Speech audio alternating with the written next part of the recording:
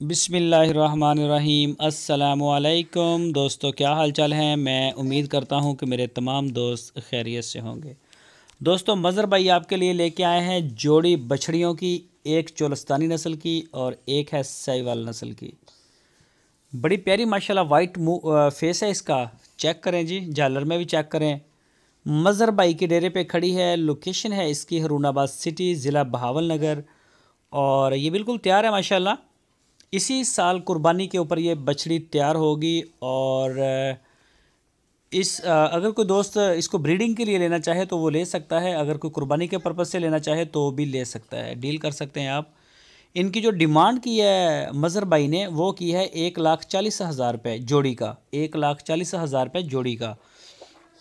Check करें जी माशाल्लाह। तो मौके पे जाके तसल्ली करके आप ख़रीद सकते हैं। वहाँ पे आप अपनी मौजूदगी में रह सकते हैं। जैसे आपका दिल करे वैसी तसल्ली करें। तो ये वो मंडियों वाला काम नहीं है कि आपके साथ कोई फ्रॉड या कोई धोखा, ऐसे कोई सीन नहीं होगा। आप अपनी आंखों के सामने जाके इसको देख के जज करके ले सकते हैं। जो दोस्त नहीं आ सकते वो पूरे पाकिस्तान में कार्गो होम डिलीवरी हमारे साथ ले सकते हैं।